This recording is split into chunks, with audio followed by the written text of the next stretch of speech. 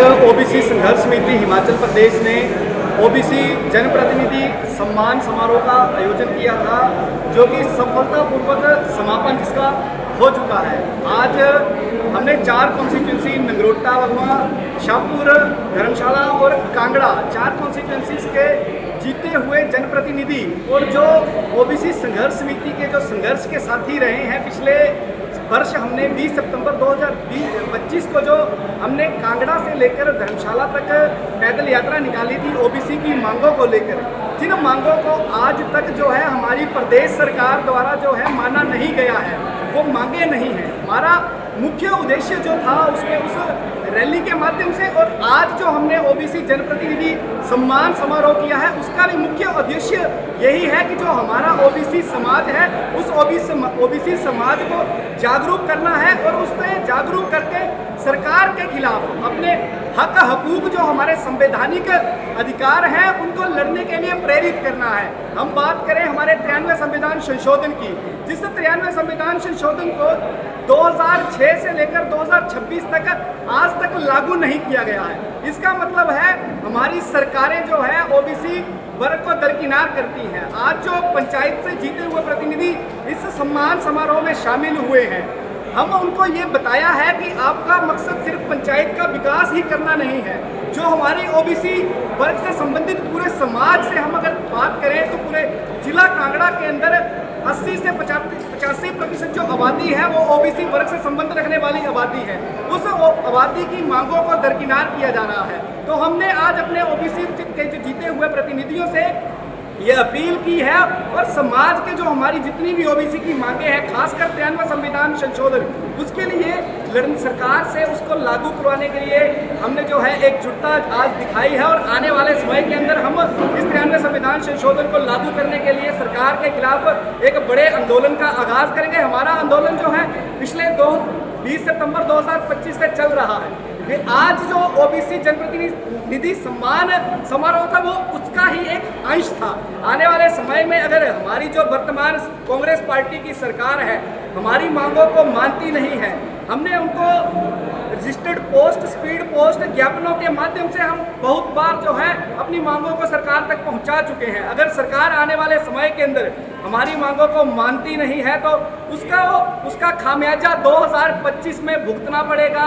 हम जो है कांग्रेस पार्टी और साथ में भाजपा पार्टी ने जो अभी जो किया है उसको भी मैं आपको बताना चाहूँगा। ओबीसी को जो है भाजपा पार्टी ने दरकिनार किया है, अपने जिला प्रभारी सह प्रभारी जो है कांगड़ा से किसी भी भाजपा पार्टी के नेतृत्व के अंदर शामिल नहीं किया है। उसमें ओबीसी वर्ग से संबंध रखने वाला एक भी व्यक्ति शामिल नहीं है। इसका मतलब है ना तो कांग्रेस पार्टी ओबीसी को आगे लाना चाहती है, ना ही भाजपा पार्टी ओबीसी वर्ग को नेतृत्व करने के लिए मौका आगे देना चाहती है। इसका मतलब ये जो दोनों पार्टियां हैं ओबीसी के अधिकारों का हनन कर रही हैं, आगे बढ़ने का मौका नहीं दे रही हैं। तो हम लोगों को अब ये समझने की ज़रूरत है कि ये पार्टियां सिर्फ हमारा इस्तेमाल कर रही हैं। अगर आज हम नहीं समझते हैं इस बात को तो आने वाले समय में भी ये हमारा इस्तेमाल करती ही रहेंगी। लेकिन हम 2027 के चुनावों में इन पार्टियों के खिलाफ एक बहुत बड़ी मुहिम शुरू करेंगे, एक बहुत बड़ा आंदोलन शुरू करेंगे। अभी भी इनके पास 1 साल का समय है। भाजपा पार्टी हमें समर्थन करे कि हमारी मांगों को लागू करवाए और प्रदेश की कांग्रेस पार्टी की सरकार हमारी मांगों को जल्द से जल्द लागू करे और हमारे बच्चों को उच्च शिक्षण संस्थानों के अंदर पढ़ने का मौका दे। वैसे तो सर मैं आपके माध्यम से एक बात बताना चाहता हूँ। 1 साल का वक्त हम इसलिए ले रहे हैं क्योंकि 1 साल का वक्त इनके चुनावों का है इनके पास। वैसे तो RS बाली जो विधायक हैं नगरोटा बगवा के और पठानिया जी जो केवल पठानिया जी जो शाहपुर के विधायक हैं, उन्होंने शीतकालीन सत्र के अंदर ओबीसी की मांगों को लेकर बात रखी थी। लेकिन जब हमारा सत्र शुरू हुआ 2026-27 का शैक्षणिक सत्र हुआ, क्या उन्होंने उसको वहां पर 93वें संविधान संशोधन को लागू करवाने पर अपना पुरजोर दिखाया? क्या सिर्फ उन्होंने शीतकालीन सत्र जो विधानसभा का धर्मशाला में हुआ ओबीसी के लोगों के साथ सिर्फ राजनीतिक खेल खेला था? अगर वो सच में, मैं तो ये कड़े शब्दों के साथ कहना चाहता हूँ, RS बाली जी और केवल पठानिया जी अगर सच में ओबीसी हितैषी होते तो विधानसभा में बात उठाने के बाद शैक्षणिक सत्र में 93 संविधान संशोधन को लागू करवाते और ओबीसी के हितैषी बन जाते, ओबीसी के चहेते बन जाते। लेकिन उन्होंने जो है ये सिर्फ एक राजनीतिक खेल खेला है। ओबीसी के जो उनके पार्टियों के भीतर झंडे डंडे उठाते हैं उनको खुश करने के लिए ये जो उन्होंने खेल रचा था, अगर वो सच में ओबीसी वर्ग के हितैषी हैं तो इस शैक्षणिक सत्र से कुछ जगह जो है शैक्षणिक सत्र अभी शुरू नहीं हुआ है, एमबीबीएस कॉलेजेस के अंदर जो है स्थायी प्रतिशत की हिस्सेदारी जो है ओबीसी वर्ग को दिला दे, लेकिन वो ऐसा नहीं करेंगे क्योंकि ये कोई भी, चाहे भाजपा है, कांग्रेस पार्टी है, ये दोनों पार्टियां जो है ओबीसी हितैषी नहीं है। अगर ये सच में ओबीसी हितैषी है तो हमारे अधिकारों को, संवैधानिक अधिकारों को लागू करके जो है हमारे बच्चों को शैक्षणिक सत्र में पढ़ने के लिए मौका दें। हमारा जो 1 साल का ये जो इनको समय दिया गया है, सिर्फ इनके पास चुनावों तक का मौका है।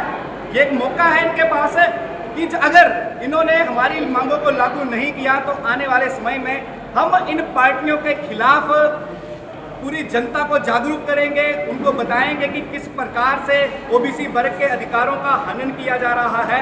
और दूसरा, मैं आपके माध्यम से एक बात, बहुत बड़ी बात है और उसको सफर जो कर रहा है, मैक्सिमम जो अगर जिला कांगड़ा के अंदर ओबीसी वर्ग रहता है, 85% की आबादी जिला कांगड़ा के अंदर ओबीसी वर्ग की है, वो कांगड़ा के बीचों बीच एक टांडा अस्पताल है। और आज उस टांडा अस्पताल के हालात क्या हैं और ये टांडा अस्पताल के हालात ऐसे क्यों हो रहे हैं? हम अगर देखें टांडा अस्पताल के आसपास आज निजी कितने अस्पताल चल रहे हैं और वो निजी अस्पताल किसके हैं?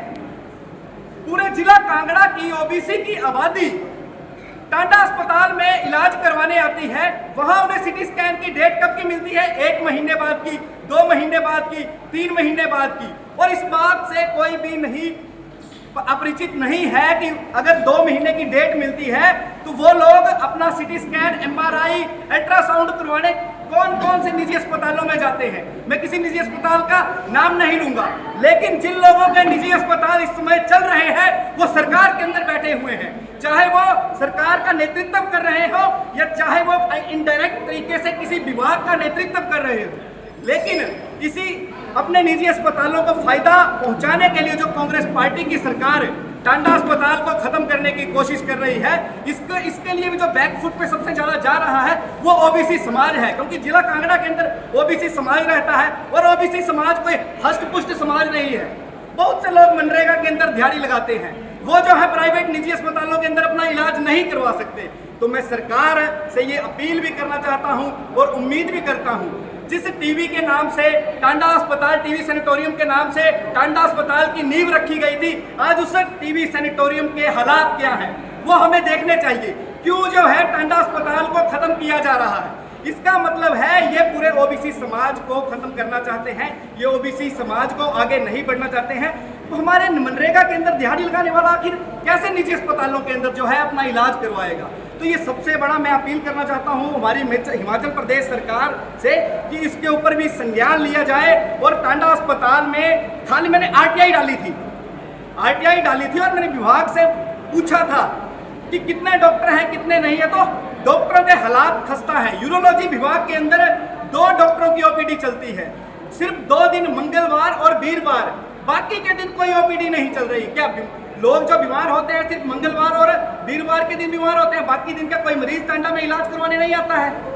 हमारा पूरा जिला कांगड़ा टांडा के अंदर इलाज करवाने जा रहा है और ये टांडा को तो मैं ये कहना चाहता हूँ एक एडवर्टाइजमेंट हब बना दिया गया है। 4-5 जिलाओं के जनता यहाँ इलाज करवाने आती है और जब यहाँ उनको इलाज नहीं मिलता है, पूरा एक दिन 2-2 दिन जब उनके खराब होते हैं तो वो वहाँ से निराश होकर आसपास के निजी अस्पतालों में अपना इलाज करवाते हैं। और ये निजी अस्पताल टांडा गेट के बाहर से ही शुरू हो जाते हैं। टांडा गेट के बाहर से 500 मीटर के बाहर से ये पूरे जो है निजी अस्पताल शुरू हो जाते हैं और वहाँ से लोग जो हैं वहाँ से पूछताछ करते करते पूरे जितने भी निजी अस्पतालों वहाँ इलाज करवाने हमारे ओबीसी का समाज पहुँच रहा है। इसका मतलब है ओबीसी की समाज को आज निचोड़ने की कोशिश की जा रही है। इसलिए तो मैं आपके माध्यम से जनता को जागरूक करना चाहता हूँ और ये भी अपील करना चाहता हूं कि अस्पताल को बचाने की मुहिम में भी जो है आप लोग शामिल रहें।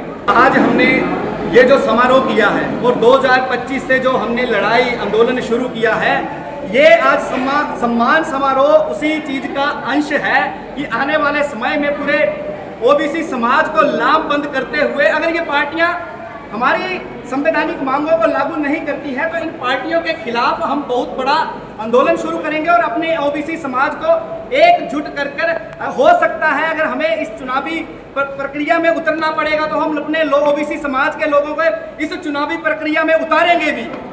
और इसके लिए सीधे साफ तौर पे है ये जिम्मेदार जो है भाजपा और कांग्रेस पार्टियां होंगी।